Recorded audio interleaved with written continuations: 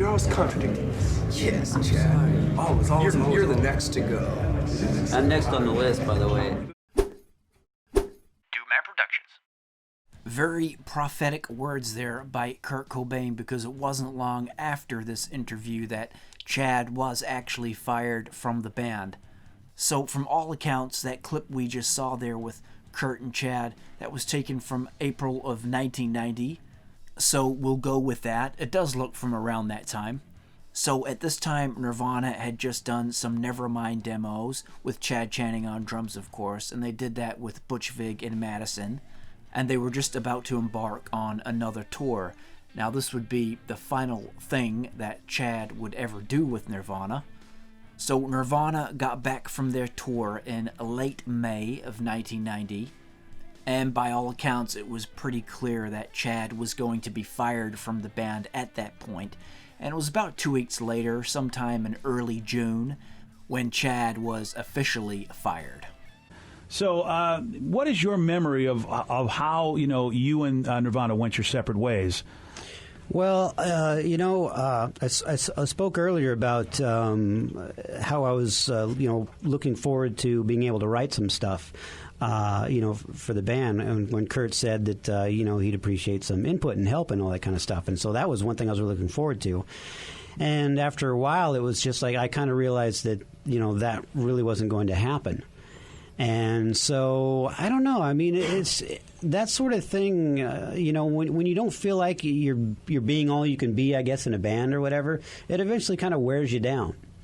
And that's what it was eventually. That's what it was, ultimately doing to me. It was just kind of dragging me down. It was like I started feeling more like a drum machine than anything else.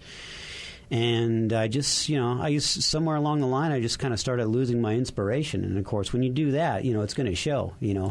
If there's somebody, Your heart's not in it, if it's not music, no matter what you're doing, even the workplace or something, if someone's not in it, you can tell. And so, what do? Well, you got to get rid of them.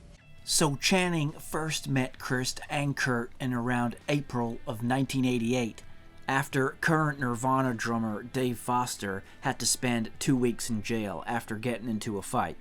And that incident with Foster couldn't have come at a worse time for Nirvana, who were rehearsing for their upcoming recording session for their debut album, Bleach. So Kurt decided to fire Dave Foster, and this is where Kurt and Chris first met up with Chad. Basically, it was at a show at the Community World Theater where Kurt and Chris first met Chad, and the first thing that Kurt noticed about him was the gigantic drum set that he had.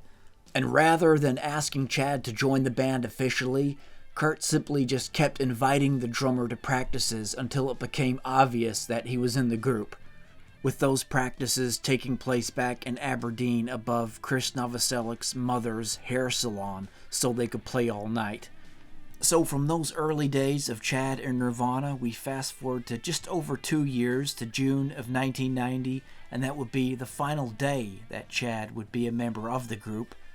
Chad was at his home when a van arrived up his driveway, and in that van was, of course, his bandmates, Kurt and Chris.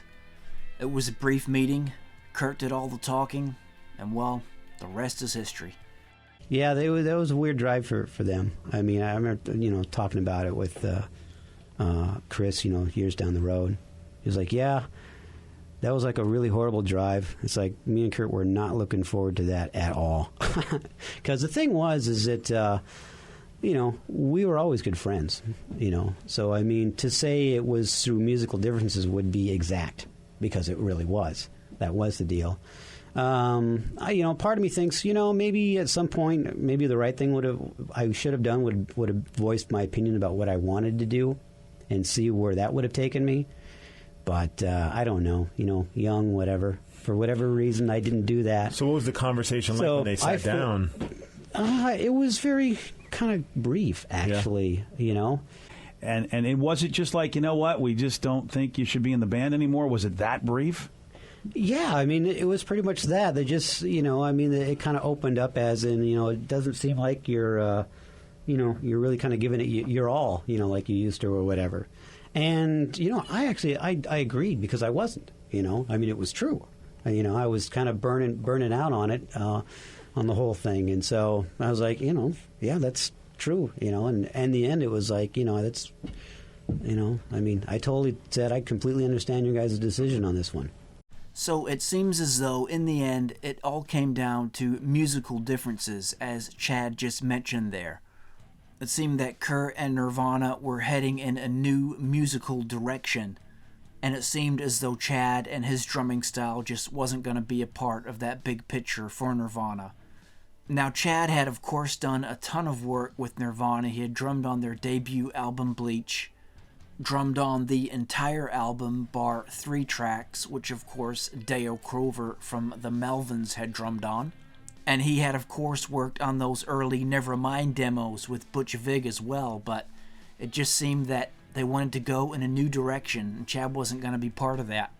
So it seems as though the guys had definitely become good friends, and Chad had definitely filled that void of becoming a permanent drummer for Nirvana after Kurt had gone through so many drummers before him, to actually settle on a final permanent drummer who they could make an album with. That was Bleach. I mean, Chad really did a lot for the band. But in the end, it was Dave Grohl who would catch Kurt's eye as a drummer. It seemed as though Dave had more to offer the band than Chad. Sonically, he had something different to offer on drums. He was a real big-time drummer, of course, offered that extra addition of being able to sing with backing vocals, which was something that Kurt was really into. He really liked having that. Another great addition that Dave brought to the band. Some would say he was just that next step up from Chad, and that is the way Kurt was taking his music, and Dave was the perfect fit.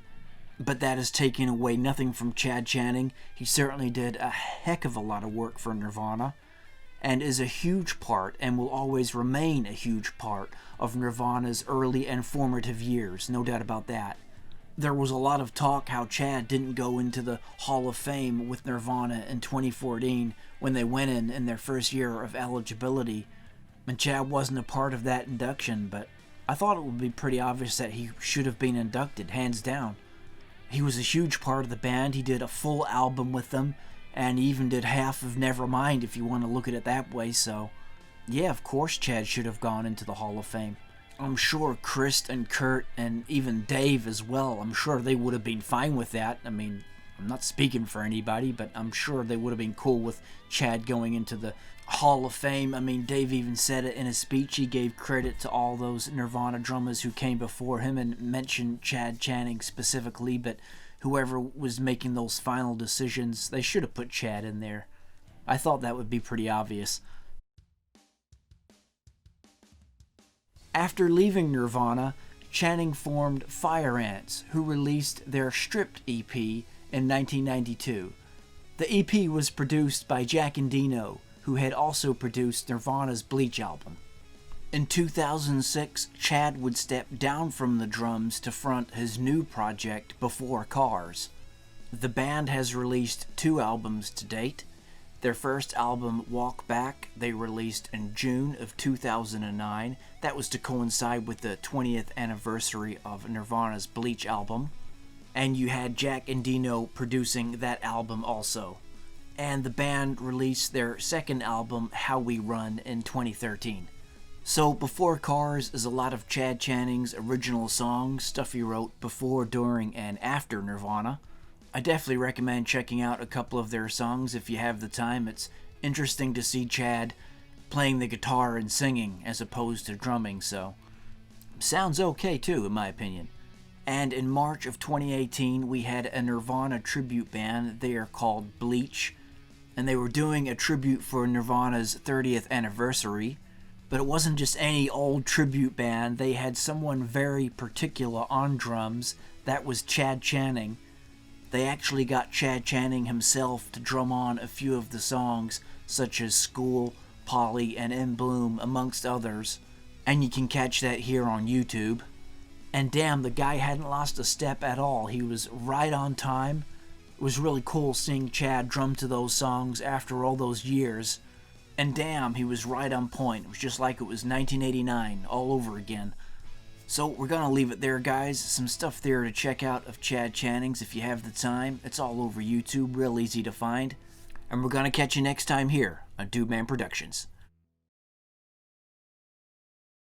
Nirvana are three people, me and my two friends, Kurt and Chris, and I would describe it more like a heavy pop. It's like a lot more of what we're writing has a more pop sound, but we still want to maintain the heaviness, so I would say heavy pop.